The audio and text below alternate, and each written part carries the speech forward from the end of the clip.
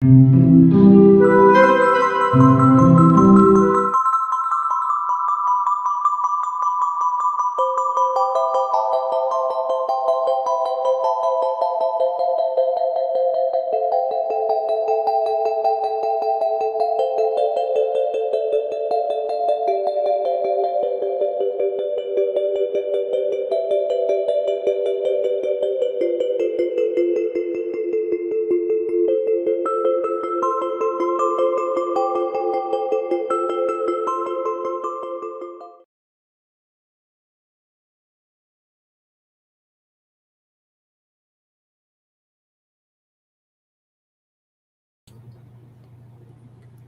morning, good afternoon, good evening. My name is William Michael Forbes. I want to welcome you to Shortcuts for Your Soul. I'm a spiritual medium, a channel, and an intuitive life coach. And we've got an incredible day lined up for us, not just for this 1 hour here, but we've also got an event at 1 p.m. today with Elena and Rainey, where we're going to be channeling some messages at that time about what is to come this evening. And this evening at 11:30 p.m., we are going to be having a friend of ours coming live from a location 47 kilometers south of Munich, Germany, where a crop circle appeared. I believe it was Sunday night it was made, and Monday morning it was discovered. Let me just see if I can show you an image of this crop circle. And what we're going to be doing is, see if I can show this to you. That's the crop circle that was appeared just south of 47 kilometers south of Munich, Germany. And we're going to have Melina Ion from Germany, who's going to broadcast live from the crop circle with myself, Lorraine, and Elena, bringing through messages and information and the frequencies and ideas we get, impressions from the energy, the ideation that these beings have imparted to the consciousness of humanity collectively here. So that's one thing we're going to be doing. Let's see here. Go over here. So yeah, so I hope you guys will stick around. So that's going to be happening at 11:30 p.m. this evening. It will be going live. Eastern Standard Time is the time zone we'll be in. And then 1 o'clock, I'll be live with Lorraine and Elena, and that will be at 1 p.m. today, Eastern Standard Time. The other thing is today, I've got the joy and the privilege and the pleasure of having the energy of Master Buddha with me today. I've had to really work hard to not behave like I was on caffeine, because his energy is very grounding and soothing as it is. It's exciting to me. I'm like a little kid with his energy. And he wanted to talk about the understanding of going within, not allowing the world around us to take us away from the center of our being able to stay fully established in who we are. This is really important, especially at this time when there are so many external distractions pulling you into matter. And we are all about, at this time, moving our consciousness into the third and fourth dimensional elements of creation and intelligence and awareness, not 3D, 4 and 5D.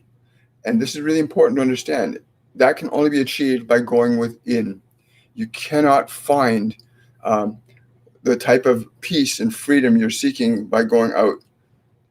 He says, it is a simple thing when you understand that you are in a position from within to allow the flower to blossom outward, your soul, your spirit, what you may call it. The language has changed, but the spirit is the same. To be within yourself as what you are and to impart this to the world of matter is the goal. Many of you are stuck feeling like the world of matter is being imparted onto you and that you are being bent to its will. And nothing could be further from the truth. You are simply urging yourself inward to go inwardly to this place where there is silence, where you do not have to think in the way you've been thinking or feel in the way you've been feeling, but to be that which you are, uninterrupted being, creatively existing in the moment without distraction. Distraction will always inhibit your creation. Distraction will keep you from understanding what it is you need to do and be. He's saying when distraction, anything that pulls you or tugs you outside can be a distraction.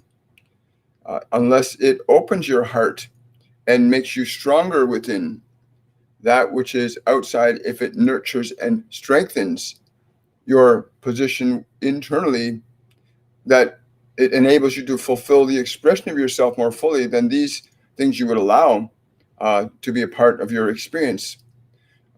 Such things as food and drink play a role in what will allow your perception awareness to feel more fulfilled in that body. But you must make those choices. Your body cannot make choices independent of you. That process was given up the moment you came into that body. You became the decision maker for this form, not it for you. Do not let your body or the events of these days distract you. It is time to go within, to go deeply, peacefully, joyfully within. Yeah.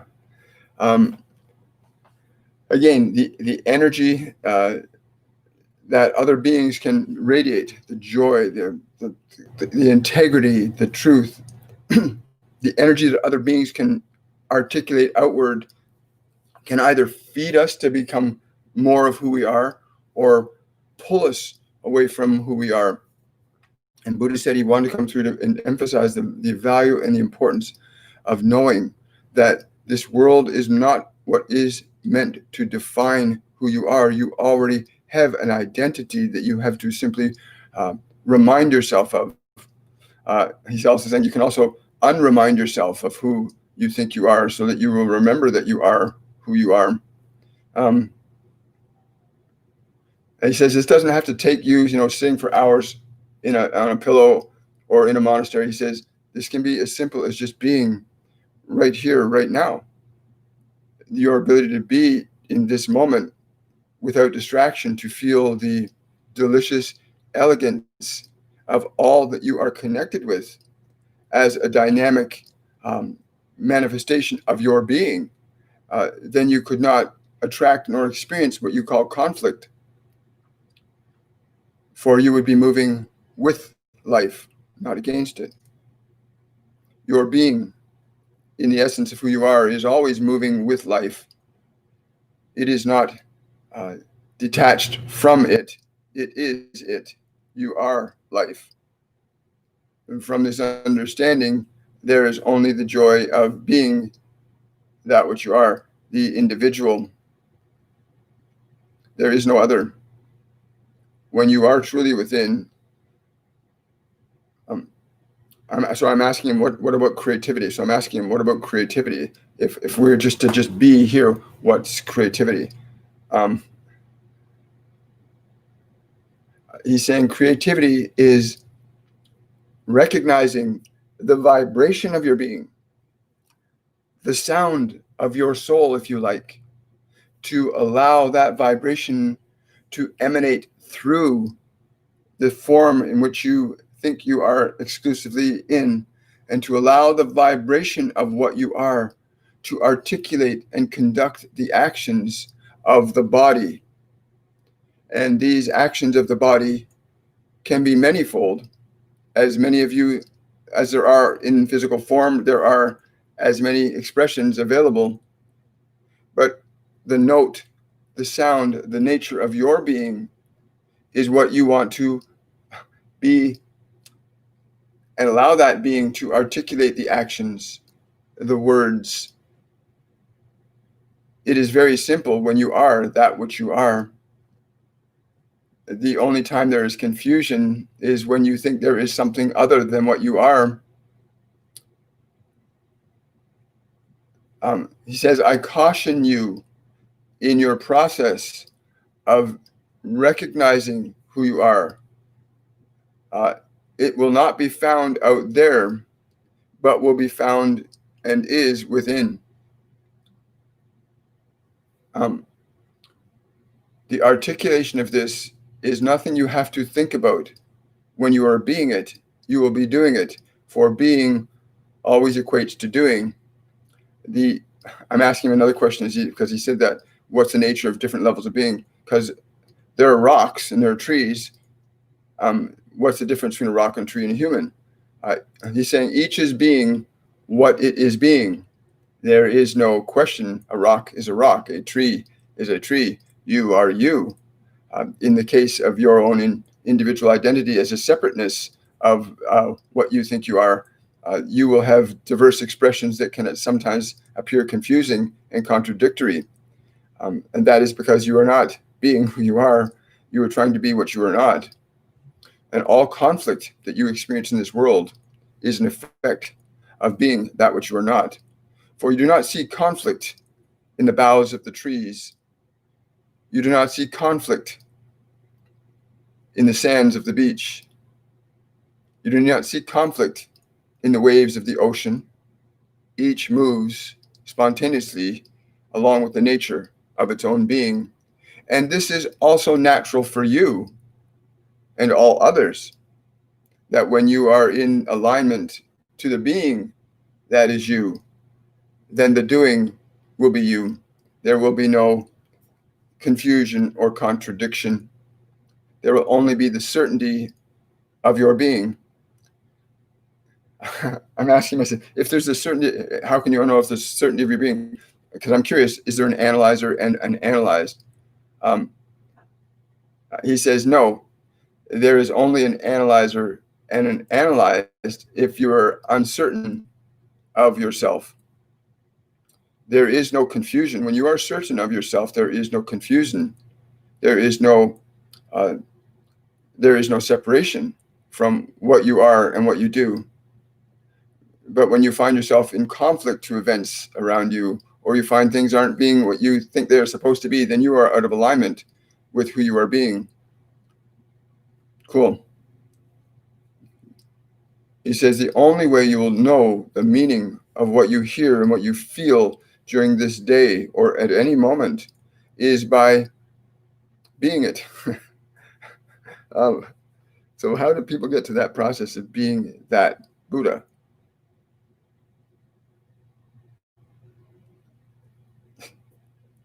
Thank you. He said, listen to the silence within you. He says, go within to the silence. That is where, he's saying, that is where you will begin to be what you are. He says, that's the only place you will find it. You will not find it in thinking. You will not find it in analysis. You'll find it in being. He's saying each and every one of you has a very separate and distinct form through which the being can operate somewhat differently.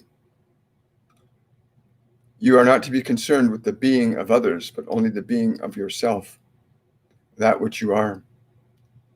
You will find many things will change in this world and are changing in this world.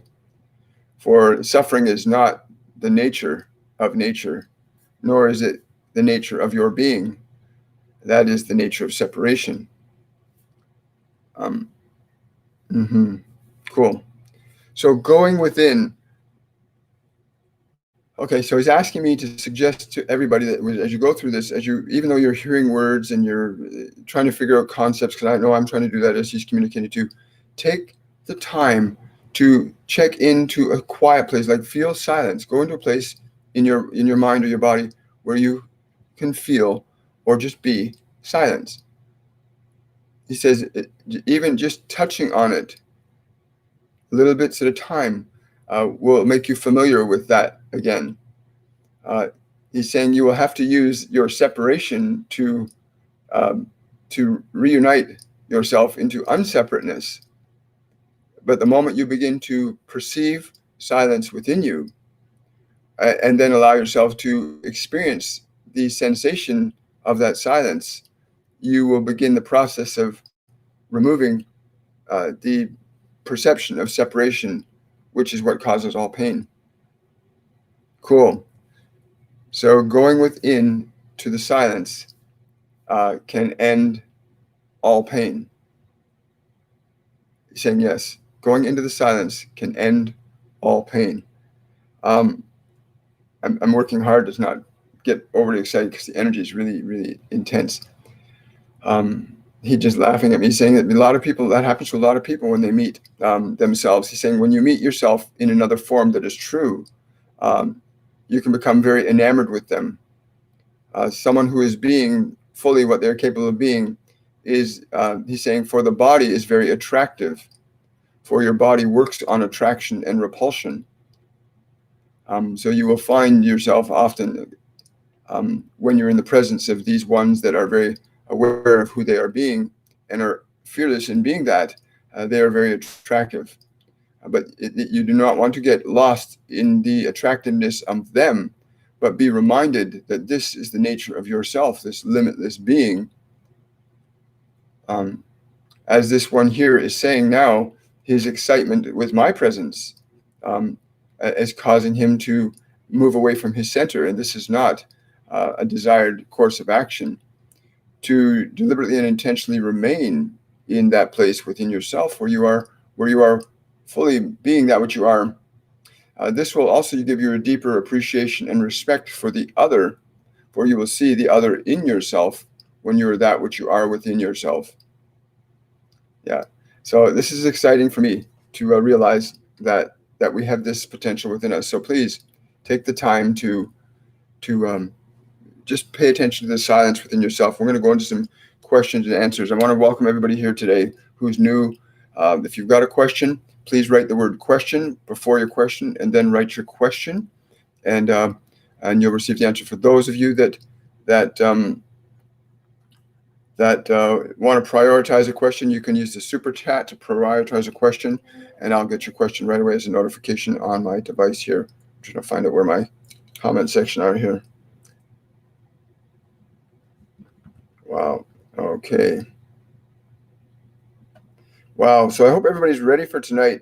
There's been I've been hearing a lot of information about what is actually happening on the planet today, with beings from other dimensions and planets that have been coming here in huge numbers, not for us, but to join with us in the movement of our consciousness from being in this highly agitated and separate state into being in a vibrational frequency that will enable those of us who are able to sustain our consciousness at that higher frequency to make that shift into what everybody's been calling the ascension or the new earth.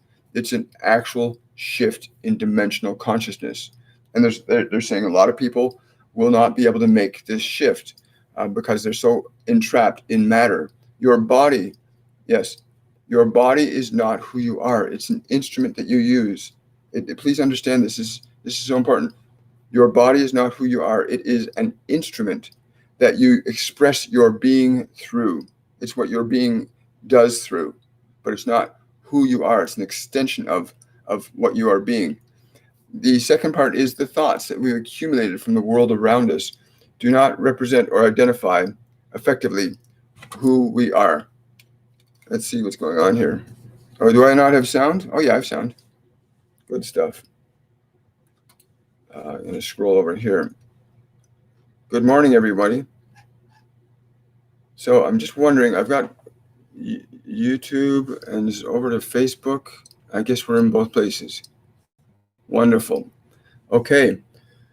So questions. Again, this is not going to be a long event. We're going to be coming back live at 1 p.m. With Lorraine and Elena and myself, and we're going to be bringing through some divine messages from the guides and angels that we work with. And we're also going to talk a bit about what's coming up in our different programs and events. Also at 11:30 p.m. tonight, we're going to be having a live stream from Germany with Melina, who is one of the people that discovered a crop circle 47 kilometers south of Munich, Germany. And so she's going to be live there. It'll be early morning for her, but it'll be 11:30 p.m. for us here. And so hopefully we'll be able to get some feeds there through the live feed as well. So I hope you'll join us for that event. Questions. Let's see.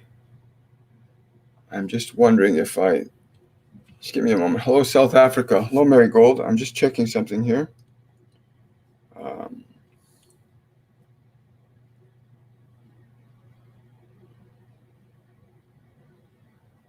Right, there we go. Okay. So yeah, I've also noticed that on social media there's a huge lag a huge lag between the live feed and the outcome of about 15 seconds. So what I'm saying now, you'll hear 15 seconds after I've said it. So this is very interesting. Going within. This is so important, and you've heard us talk about this many, many times. But let's get into some questions and answers. Again, this will be a shorter version of Shortcuts for Your Soul today.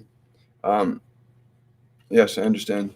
It's funny. It's almost like we're right back to where they originally started us. When we first started Shortcuts for Your Soul, I guess approximately 3.5 months ago, they started out where we started with 20 minutes a day, and then they extended it up to an hour. And then we were doing 5 days a week, and then we went down to 3 days a week, and now we're back down to 3 days a week. And now the time we've been coming live is getting shorter as we get more consolidated and prepared for what's to come. The other thing that happened really funny this morning I want to share with you is the introduction to Shortcuts for Your Soul has changed. Something very strange happened. It actually changed. So that if you listen to it, the very beginning of it changed. This strange sound I have not heard. I did not edit this.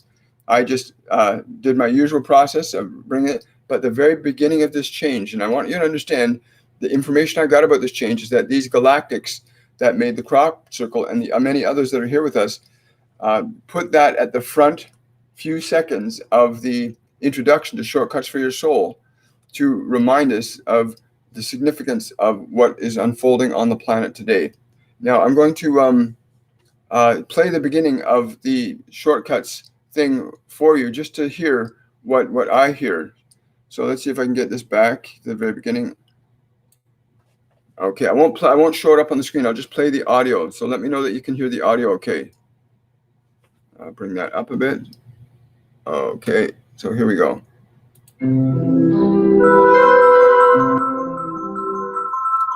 And that little gap, I've never heard that before, but that's now at the very beginning.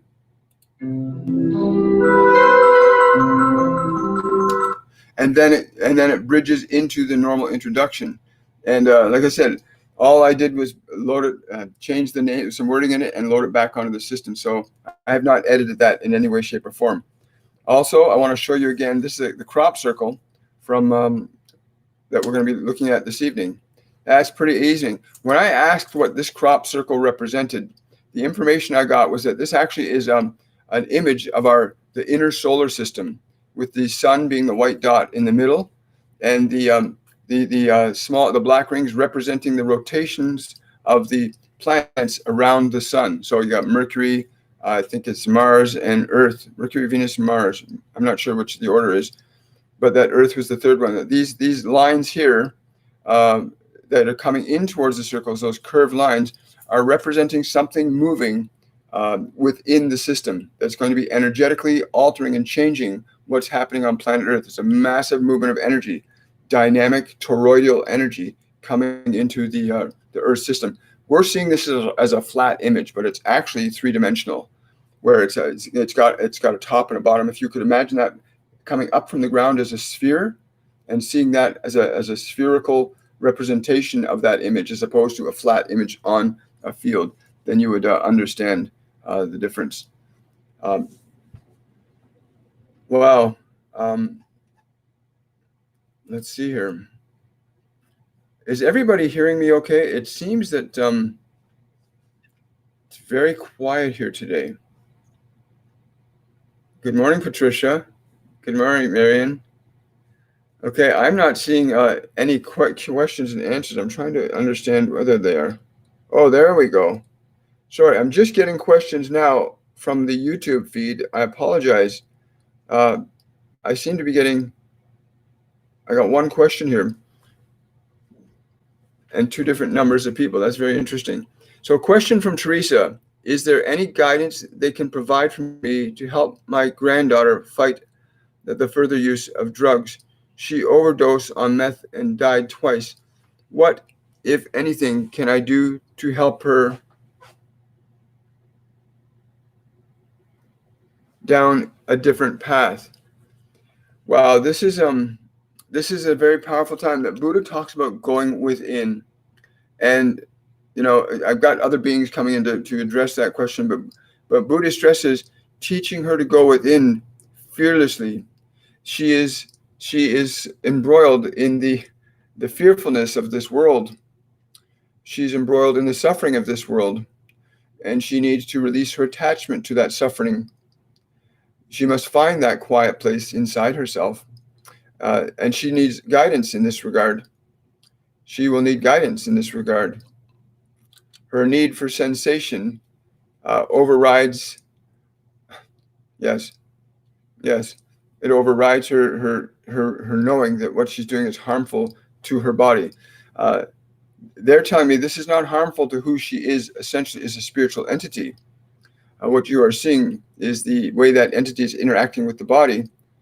But there are, yes, that teaching her to breathe, to go inside, to quiet her mind, to quiet her fear, to quiet her anger, her guilt, and her shame, to quiet that, and also to teach her to withdraw her awareness from the judgment of others.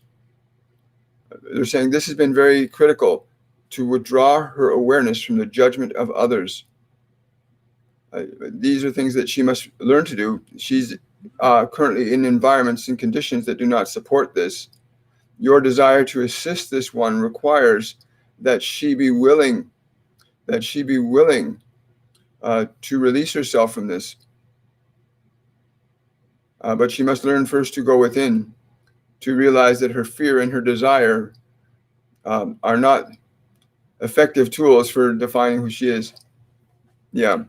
See, I've been there, done that, bought the t-shirt where the power of the sensation, the pleasure of the sensations, even though afterwards it feels terrible and you go through the guilt and you go through the shame, getting to the place where you actually start to find a place inside yourself where there's real meaning and value in who you are, and there is in who she is. She's a beautiful light, but she's so caught up in the senses, she doesn't see the inward part. And what she sees inwardly is in her mind, in her memories. It's not who she is.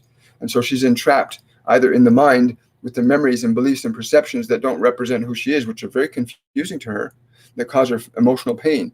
And that emotional pain causes her to take methamphetamine, so she doesn't have to feel the pain that she feels in her mind. She does not know where to go from there. She's stuck between the mind and the body, bouncing back and forth between addiction and suffering, addiction and suffering, addiction and suffering. It's a cycle that she needs to learn to go back beyond the suffering, go inside, and how to establish a foothold of her own personal inner being, to become aware of her capacity to establish a vibration of peace and joy in her own consciousness, to know that she can release from her mind the emotions and thoughts that do not sustain the beautiful being that she is, to release her attachment to those ideas, beliefs, suggestions.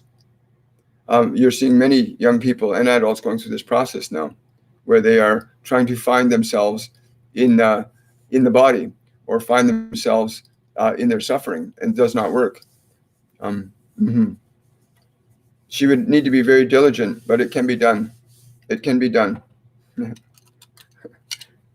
can be done. Thank you, Teresa. That's a tough place, because I was a methamphetamine user for 5 years, and it was a really difficult time. And it was killing my body. It was literally killing my body. But at that time in my life, I only had 2 places that I thought I could be. That was in my mind, where all the thoughts and emotions that I've been given by my environment, you're no good, you can't do anything right, you're just my property, we can do what we want to, we don't care about you.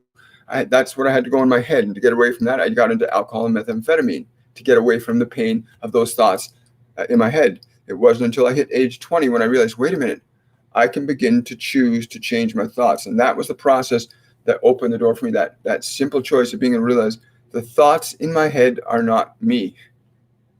The emotions that come from those thoughts are not me.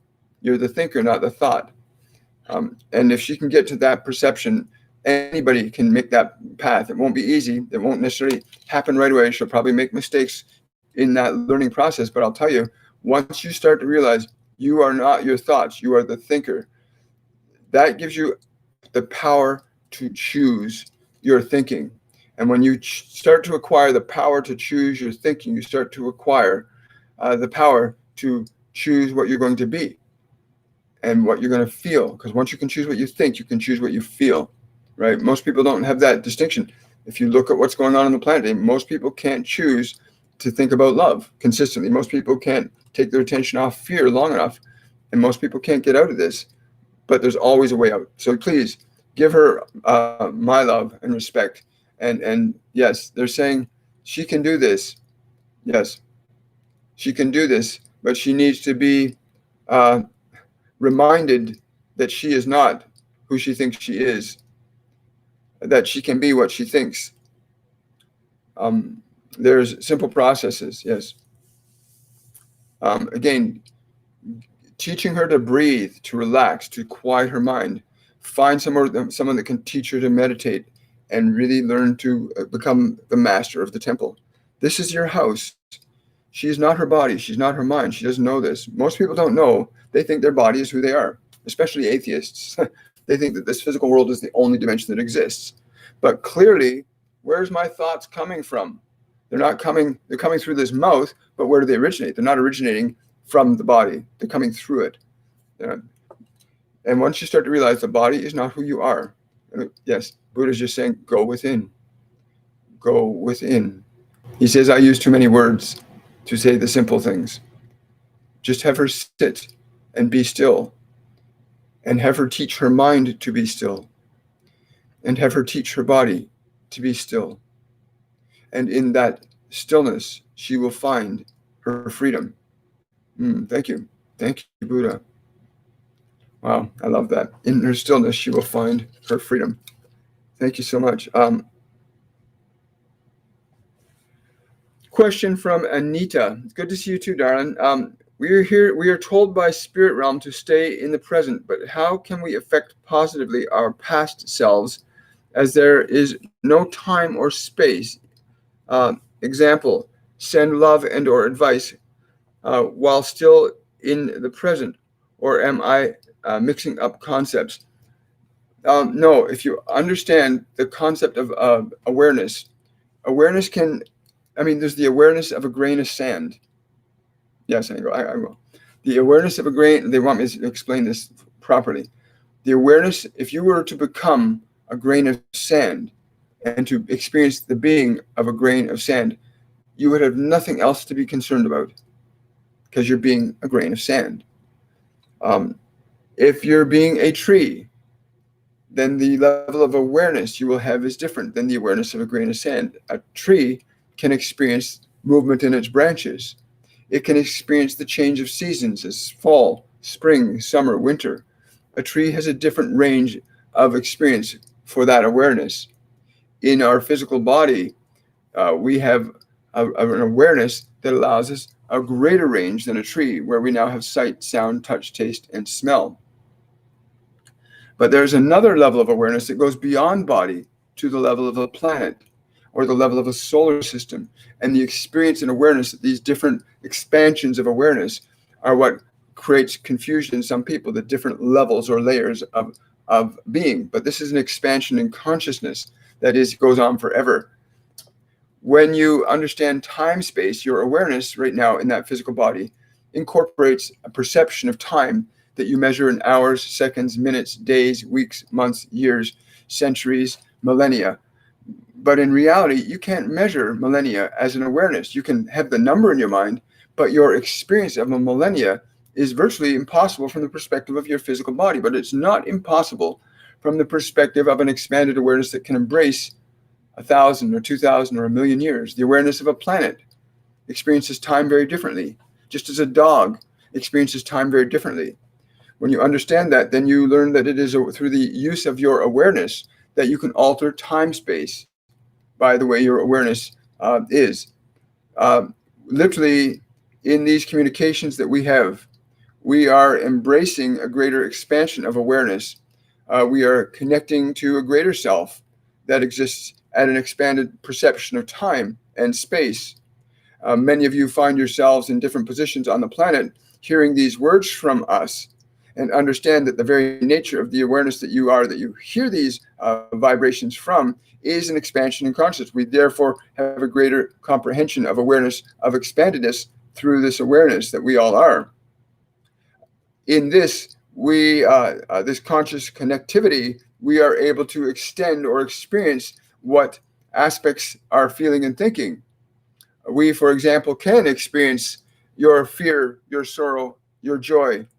We can experience that because we are connected to you, as the tree can experience the vibrations at different branches.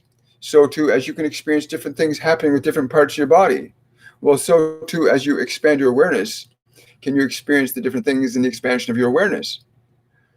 The idea of sending love to another point or aspect of yourself is no different than sending a signal to your finger to move.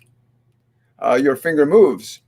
So too, if you understand what we are saying, that the extension of your awareness to this whole planet from the perspective of love will literally alter and change the vibration of this planet to a vibration that you have transmitted to it, just as the same is true for a vibration of fear that you see broadcast to your minds and ears in this world all the time.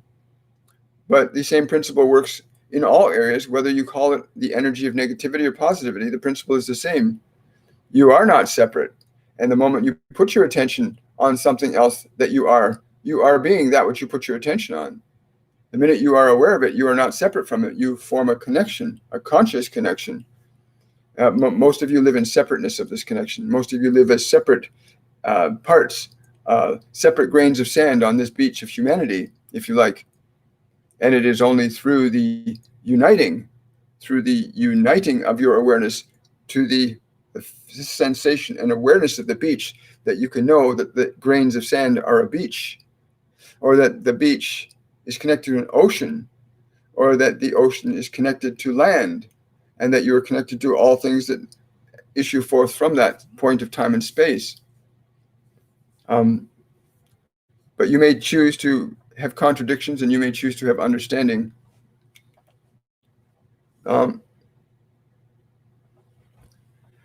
Question from Reagan: how can we stop the negativity in the world? Stop human trafficking, torturing animals, etc. They've been telling me this is happening at a phenomenal pace right now. The real key thing, and I know this is I really respect that, Reagan, because me as William, I see things happening in the world and I go, I don't agree with that. I don't agree with children being used. And then they keep telling me, they say, your responsibility is to be you fully and completely. Your responsibility is to understand that every aspect of the creation is choosing that experience, whether you like that or not. It's choosing it. You can choose a different creation. In this case, I choose to say, no, it's not okay to be trafficking human beings or objectifying children as sexual objects or cannibalizing beings for any reason. That's not okay. That's the creation I want to express. And that means I have to choose to honor that, be that, do that, and hold that image of what would a world feel like, that where we loved every life form, where we creatively endeavored to express our being fully and completely. And they keep telling me that's going on. That's exactly what's happening. But everybody's at different levels in individual forms, but you're still sand on the beach. You just recognize yourself as the grain, but you not recognize the sand on the beach.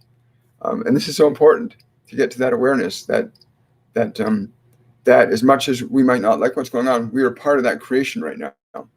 From me, William perspective, I just choose to be centered. Even if I don't like what I'm seeing going on, I still have to hold a space of love for everybody to the best of my ability. I still have to say, regardless of what they're doing, I choose a vibration of love to be the dominant expression on this planet. And yeah, it can be really, it appears to be contradictory, but it's actually what they call a resolvable paradox. From the perspective of awareness, you can see things change really rapidly.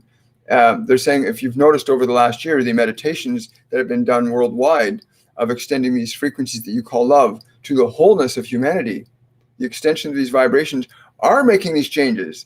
The things that were hidden are now revealed. Anything which is unlike that which you are manifesting is being released from the system. And I love that idea, because when my guardian angel John told me to start the 1 Billion Strong group on Facebook, when he told me to do that, he explained very specifically why that was, that frequencies of love reorganize matter. And so now we're seeing this massive expression of fear on the planet that seems to be it's not. That's only the manifestation of something that's changing fundamentally within human collective unconsciousness. And the paradigm and the frequencies, the vibrations of love that we're deliberately and intentionally articulating from within ourselves and radiating out. Because regardless, when you're radiating out a vibration, this glass, you're radiating out that vibration it will affect the energy molecules in the glass. The work with Dr. Emoto proves that. But you can stick this glass of water in a freezer, and the vibration of that freezing will freeze that water. The water doesn't do anything. So broadcasting love and goodness and kindness in your heart is the most powerful way, right? And I know they're telling me, but I get caught up even I get caught up sometime in what's going on out there and trying to tackle it and fight it head on, rather than staying centered in the vibrational frequency of love. And it can be really tough sometimes for me as an individual, in spite of the connectivity I have to these other beings. Well, hello, Angel. How are you? Is it your time? Okay, if you give me 2 more minutes, I'll be with you, okay? Is that fair enough? Okay, good. I promise. So yeah, I think we'll have time for one more question because this little one is requiring a bit of food. And we're going to be back here at 1 p.m. today. So let's see what we got one more question wise. Antonella is asking, is COVID part of a depopulation, and what can we do to eradicate the tests and vaccine? Wow, that's a big question, Antonella. There is a collective consciousness at work here. From the perspective of individuality, we can be threatened or not threatened by what's occurring, depending on what your perception is and what side of them. People who believe in vaccines are going to be excited about them. People who don't believe in vaccines are not going to be excited about them. Each and every one of us has at this time the opportunity to selectively choose the state of being that we want our lives to exist in. The possibility that somebody might want to force vaccine on it, I personally don't think that's going to happen. I think that there's a process at place that, even though there's machinations at work to move in that direction, that there's a consciousness that supersedes the individual agendas of all of us, that there is a broader agenda that is grounded in the collective unity of humanity that is at work here. As I said a little earlier, that we understand that from the perspective of a frequency of love consistently and repeatedly emanated in not just your thoughts, your feelings, but in your actions, you will begin to see things. Yes, I'm just saying that. Well, what about people like the doctors who came out and spoke about that there's a cure for COVID-19 and they've demonstrated in real life time in the hospital? What about them? And shouldn't they be heard more? Yes, people who want the truth will defend it and stand up for it. As individuals, you get to choose your destiny here. I mean, this is only a temporary realm. I again, if you are in integrity with who you are, the world will organize itself around you. Life is meant to happen for you, not to you. And that's the other component that they've really been getting me to become aware of. Life is happening for you, not to you. And when you totally understand that, and you're in a state of being that's just like radiant, like I go where I go, and people, I don't wear the mask. They're just not right for me. They don't feel right to who I am. And everybody respects me where I go, and I respect them, whether they want to wear masks or don't wear masks. So I go to my stores, I go to the ones I get when I need, and I leave. So I respect other people's rights to express and experience life the way they want to, whether it's wearing a mask or getting a vaccine. And I think we need to get to that place. From a personal standpoint, does any of us die? When the body ceases to function, do you cease to exist? Is the ultimate question, I think, that underlies and underscores all of this. Do we really die? Do we really die? I think that's the question that underlies all conflict and all confusion. Do we really die? Well, I can only speak for myself. I know for myself that this instrument that I'm in is doing what I think it do. The molecules, the atoms in this form are expressing as I think them to express. That's it. But it's not who I am. If you do research into what they call phantom limb syndrome, people who've lost limbs and arms and legs, they'll often feel that the arm or the leg is still there. They'll get itches where the arm or leg is missing. And there's been a lot of research and studies done to that, and they finally came to the conclusion that what's actually happened is when the physical arm is gone, the energy that allowed that flesh to exist still exists. The matrix, the blueprint, the energy that would produce flesh is still there. They just not have learned how to reduce the frequency of the energy down in vibrational rate to become matter again, which indicates that, well, if that arm is still there, then there is another body that exists that a person can actually experience, even though it's not physical. In mysticism of the East, they call it the astral body. It's a non-physical body. Much the same way as the water molecules in the air around me right now are astral water. If I reduce these molecules in the air down, I can create water. You can take, like if I take a really cold piece of metal in this, make them colder than the air in the room around it, it will reduce the vibration of those cold molecules, air molecules, down to water. Well, so too do we have this astral body. And when you understand that, then the concept of life and death changes. The perceptions of reality change when you realize the body does not define who you are. It is simply an aspect, an extension of consciousness. And I love that idea. And like I said, do the research on phantom limb syndrome, or the research of Dr. Bob Beck on the body, a book called The Body Electric, a fascinating book you might want to read, where he talks about regrowing the limbs on cats and dogs through inducing a charge in the blattsema of a severed limb, and literally adding electrical energy that takes that non-physical energy and reduces it down. It was able to regrow limbs on cats and dogs. But again, we are coming to a place of understanding that we are not the body, we are not the mind. We have a body, we have a mind, and we are a soul that utilizes these instruments. So no, I don't think it's a big. I think ultimately that's the big question: will we die? And for me, the answer is no. The form, the mechanism through which I express on this dimension will cease to exist, but I exist beyond the form.